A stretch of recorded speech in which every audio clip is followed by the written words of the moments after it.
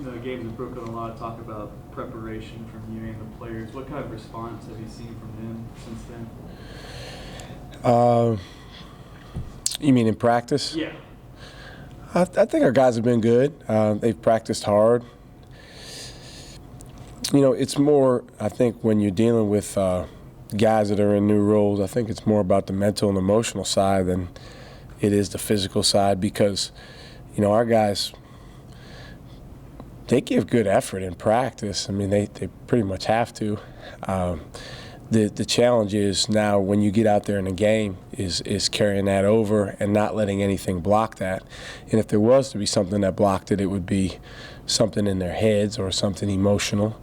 But it's it's something that I think a lot of teams early in the season deal with is finding ways to be as good or better in a game than you are in practice. And it starts in practice with your preparation and the way that you approach your opponent, the way you approach, how you're going to get ready to try to beat that opponent. Shaka, how much do you look at those two games when you look at the film and say this is a setback versus this is a young team that's trying to grow and work toward? I mean, is there a difference there? Yeah, there's definitely a difference, but I think any game that you lose is a setback. But the basketball season is a long one, and if you can learn from a setback, then it actually can be something positive in the long run. And I think for us, those two games, if you kind of look at them together, it can be a great learning experience. I think, I told the team this before the second game. I said, what you guys are going through right now this is harder than you thought, and that sometimes happens with young players. There's a little bit of a sense when you're a talented young guy that it's going to come easier than it ends up coming. And we all in life would love for things to be simple and easy, and that's not just in sports, but it just doesn't work that way. So now, what do you do when it is hard? How do you respond? How much can you focus on the people around you to help them? And that's really, when you see us play again and you watch us play in the coming weeks, that's really going to be the best measure is, how much are we willing to, as a team, focus on making the people around us better and helping the people around us execute our process.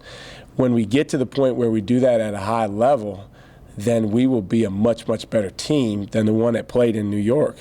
But until we get to that point, we will still, deal with some of the same challenges. Shaka, do you feel like in the start of the Northwestern game, the first 3.5 minutes of scoring, did you think that was kind of a deer in the headlights moment? Yeah, I did. And you know what, Brian, we had shoot-around earlier that day, and it was like, guys, it's okay. We were in, it was the first time for our guys being in the Barclays, and they had the game lights on where the bright lights are on the court, and then the rest of the arena is dark. And it was like symbolic of, for some of these guys, whoa, exactly what you're saying, a little bit of a deer in headlights. So, the start of that game, in retrospect, was somewhat predictable. I was worried that some of our guys were a little overly, nervous. I tried to get them to understand, hey, it's still a basketball game. But we made some uncharacteristic plays, and then once we settled in, we ended up, playing pretty well for a stretch there, but we just didn't sustain it. Coach, when the preseason rankings came out, you said that the team was a long way away from being a top 25 team. Yeah. Right now, how far away do you think they are? I don't really focus too much on. Or just like kind of living up to their potential. How far away do you think they are from like maybe? Well, I mean, these guys, you won't want to hear this, but these guys are years away from actualizing their potential. But it's as a team, your question is, when will we be the best we can be as a team? And I think that remains to be seen. I've said all along, if we can be better with each week or each month and grow, then I think we can make strides. I think, our first 3 games at home, there were some real learning experiences. We made some real progress. We went up to New York, different setting, I had some challenging outcomes there. If we can grow from that, then I think you'll see us be better. But in answer to your question, we're still a ways away from where we want to be when this team is playing at its very very best. What's the biggest area of disappointment from New York, would you say? Certain area, rebounding, turnover shooting? I think you're asking for specifics. I would say in general, biggest area is just not carrying over for us to be the best we can be. And I would say with that, we have to do a better job of, again, focusing on the guys around us and making them better as opposed to, how are things going for me. And then basketball specific areas that I think rebounding on the defensive end, there's a lot of things we need to do better. Sharing the basketball, moving the basketball. We didn't have nearly enough assists. Now, we didn't shoot the ball well from outside, so that had something to do with it. But there's a lot of areas there that we need to continue to improve. I personally couldn't tell from watching TV. I mean, should Banks have been thrown out of that game? What did you think of that, and what did you think of how he responded to watching Colorado in the days after?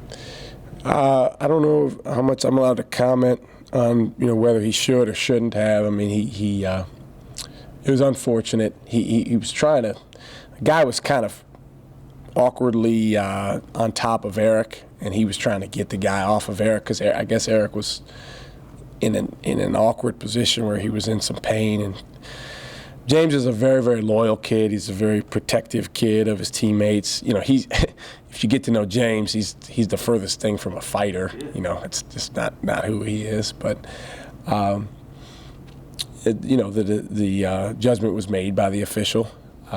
So how did he handle the next day? He handled it pretty well. I mean, he was supportive of his teammates. He was really good on the bench. But it was certainly a game where we could have used him in the game. I know he really, really wanted to play. But those decisions at that point were out of our control. So we just had to move forward. I know he's excited about playing tomorrow night. Now that your team's gone on the road, what do you think that they'll need to do before they step foot inside like an actual hostile environment? As Spark Place was neutral. Right. Well, I think it's a good question because I do think obviously going on the road presents different challenges. But to be honest, right now it's more for us about when that ball goes up in a game setting, carrying over the things that we work on and being able to have a clear mind for our process. And I tell these guys all the time, and it's interesting because the Javon Felixes and the Connor Lamberts of the world, they get it now. But in order for us to be our best, in order for us to actualize our potential, we have to care about each other and care about what goes into winning above all things. And so whether you're at home or on the road, that applies. Certainly on the road, there's more adversity, but we'll focus on that when we go on the road. Eric is starting the year pretty cold from the floor for his standards. Yes. Played a little frustrated at times in Brooklyn. What have you said to him? And looking back at some of his recent games, it seems like he's getting good looks, just missing them. He is. He's getting a lot of good looks. I mean, he's going to continue to get a lot of good looks. People are really paying a lot of attention to Shaq, to Jarrett, when the ball goes inside, and those guys are doing a good job sharing the basketball. Tell you what, you can't be a great player when you're frustrated. You can't be a great player if you are feeling self-pity. But it is a natural reaction, particularly guys that are good shooters.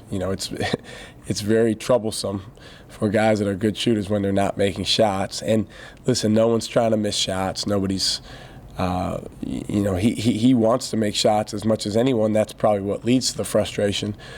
But I think for him, the focus, again, needs to be more on his teammates and more on helping his teammates do the things that go into being the best they can be. And then from his side of things, being a great defender, being a great facilitator with the basketball, and then when the shot comes up, making sure he takes it. Because I think one of the things that happens when you're struggling is you can get a little hesitant, and that's the last thing you want to do. You want to stay aggressive. With how, I guess you said how easy they thought it was going to be, or vice versa there. What's the process to this week moving forward to bring them back up? Do you have to build them up, or is that something where you? Yeah, I think that's the challenge as a coach. One of the challenges as a coach, with a group of guys that are kind of new to their roles, is, on one hand you have accountability, which there's a lot of things from all 5 of our basketball games that we've played so far that we need to get better at, and we need to hold guys accountable for. On the other hand, you have the support that we need to provide, the emotional support, the understanding of building confidence and those things. And, in theory, those things should go hand in hand. But, when you're dealing with sometimes 18, 19, 20-year-old guys, they don't, in their minds at least. So you've got to make sure that you can't lose sight of this side over here, because it doesn't matter, how hard our practices are or how accountable we hold these guys in practice or in a film session. If we can't go into a game and have a level of belief and faith in what we're doing and confidence, self-confidence, then it doesn't matter who you are. So that's really what these next, 2-3 weeks are going to be about for us is, okay, guys, you've realized it's a little harder than you thought. We told you that was coming. Okay, no problem. Now, what do we do with that? What is our response to hard? We talked about all summer, get past hard. That was our big part of our motto over the summer. Again, nobody wants it to be hard, but that's how life is. That's how basketball is, especially at this level.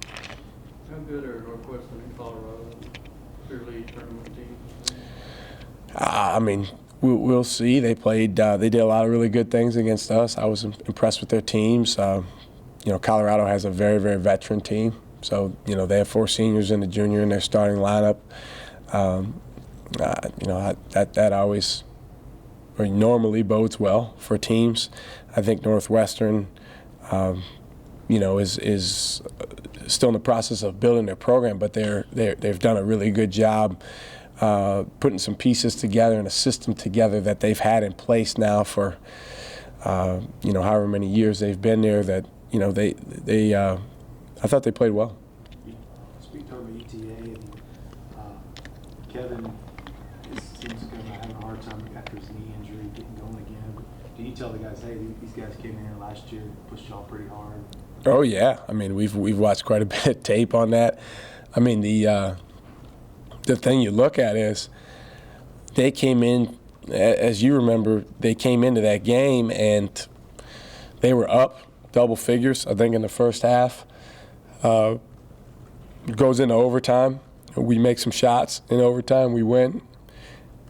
From that game, I believe the 5 guys we started are all gone, and their 5 guys that they started are just the same starting lineup now.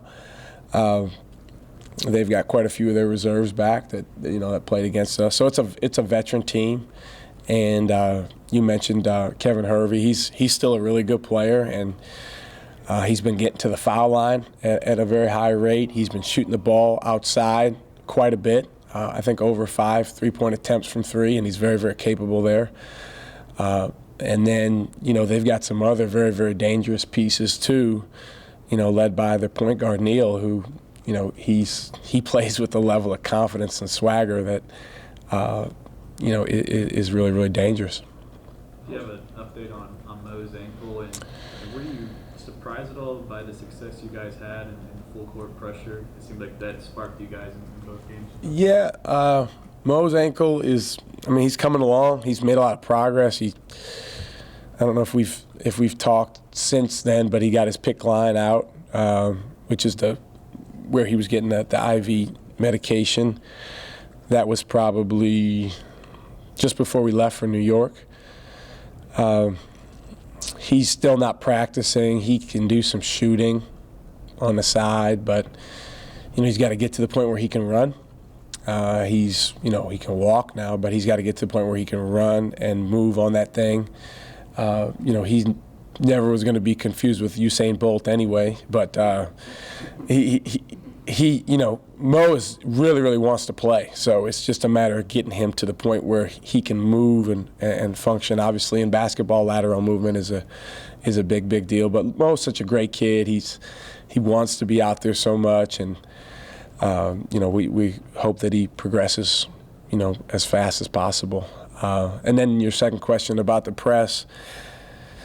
Guys did a good job in it. I think sometimes when you get down that you kind of have to do it out of necessity, and I always feel like the more aggressive team has the advantage in basketball, and sometimes that can make you more aggressive. But if you do try to do those things, if you try to extend the floor and you're not as aggressive, then it can work against you too. But I think we made some progress with it. Shaka, what are your thoughts on Charlie?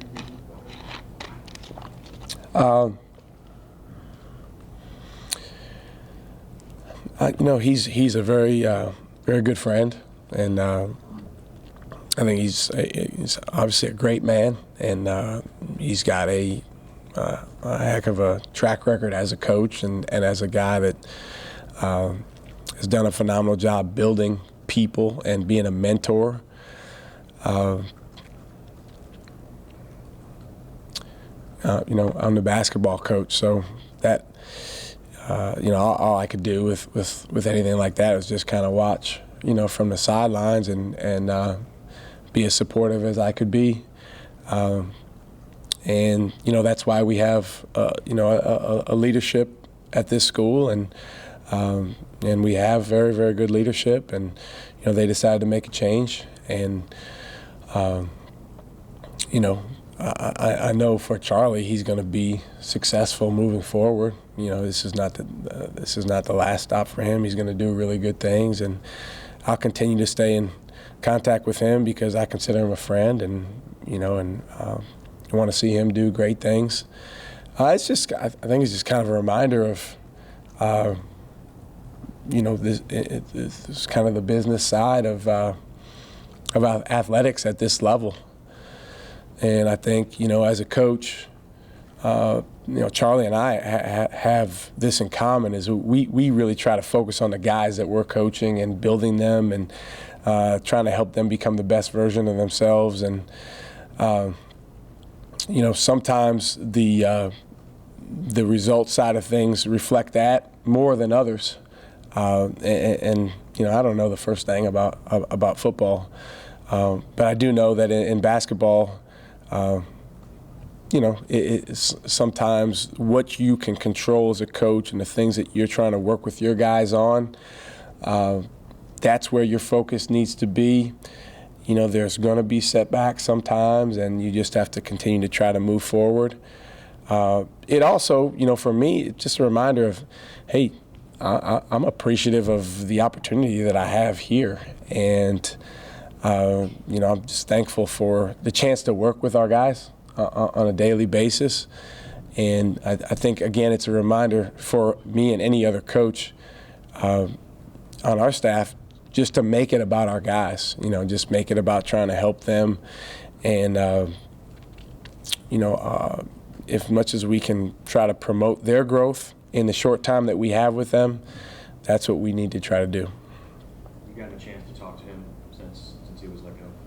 Mm-hmm. How was that conversation? It's personal.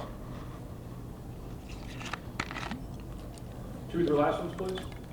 With it being the end of the semester and finals and projects and all that coming up, does that affect the mindset of your players at all? And how do you adjust to that and give them the adequate time to not get too stressed and focus on their studies? Well, that's a real, it's a good question, good point, and I think it's something that student athletes deal with in a variety of settings, but particularly when you're at a really good school like Texas. This is a challenging school, and our strength coach sent me an article yesterday, and it basically in the article what it said was the body doesn't necessarily differentiate different stressors. So you have the stressors that come along with being an athlete and maybe winning a game, losing a game, practice, weights, the time demands. You have the stressors that come along with the academic side of things. This time of year, there's more time intensive work that needs to be spent on what needs to be done on finishing strong. And so that is something that we need to have an awareness of, is just where our guys are at with those sorts of things. I mean, we really I believe we have about a week left of class and then finals for our guys, so it's going fast. What we try to do as a staff is just try to stay on top of where they are, what they have coming up, because that gives us a little bit better understanding of if a guy's dragging a little bit in practice or he seems a little tired, well, maybe that's because he was up late last night working on that long paper, and it's not unique to here. I mean, we're coaching against other programs that they have finals too, they have school too, but I think again at a place like Texas, it's challenging down the stretch, and we really want our guys to finish strong. I think you can do both, but this is not for them the easiest time of year. I think when school gets done and they get to focus on just basketball, I can tell you from my experience, that was my favorite part of the year. Where I could, you literally just wake up in the morning and it's practice and watching tape, and then you go back, practice again. If you're a basketball junkie, you love that. But a couple more weeks till we get to that time. Shaka, what's your relationship with Avery Johnson, and what does Alabama kind of present? I have no idea what they present because I haven't watched them yet. I'm just focused on UT Arlington. In terms of Avery Johnson, I'm a fan of his. As a player, I enjoyed following him, particularly when he was with the Spurs. Just such a great leader with those teams. And then, I followed him when he was an NBA coach, very, very successful there. And then he did a really good job as an analyst too. So he's just a really talented guy who obviously has a way with people and is a great leader. And I'm sure it seems like from a recruiting standpoint, those guys are doing really, really good things. I know they signed one of the best guards in the country a couple weeks ago. So it sounds like they're really moving that program in the right direction. I have no real understanding of what they do basketball-wise yet, just because I go one game at a time. Was there any reason that was the team you guys wanted to play or set up the games with? I mean, not specifically, but you just try to find teams that, to be honest with you, when you need to start a series at home, that's you try to find a team from one of the upper leagues that will play, because those are hard. When you go on the road first, like we are when we go to Michigan, it's a lot easier to find people that'll take that on. But the home series, those are challenging to start. Do you have a relationship with Avery? I just really know him from being on the road. You bump into guys when you're recruiting, and that's the only time I know him. But I've got a real strong respect for him. Is it a home and home or a 2-for-1? Which one? Alabama. It's a home and home. In fact, the game next year will be in Birmingham. They wanted to play it there, so it's home game here for us, and then I guess you would say a semi-home game there. Kirkwood, did you watch any of the Bears basketball in Hawaii? Curious if you had any questions on how they play. Bears? Baylor? Yeah. They played in the Bahamas, Kirk. You gotta get your islands together, man. I live around a lot of water. You know what? The game that I saw the most was actually the VCU game, because we were doing a radio show at Pluckers. I think this was the day, maybe the day after we got back from New York, and while we were doing the radio show, it was on TV, and obviously if some of the guys I used to coach are on, I'm gonna watch pretty closely. And VCU played them tough. Baylor kind of pulled it out at the end, but obviously it looks like they're playing at a really high level. Motley's a kid that played really well against us, and looks like he picked up where he left off last year. So yeah, it looks like they're doing well. Thanks all. Thanks, Coach. Thank you, guys.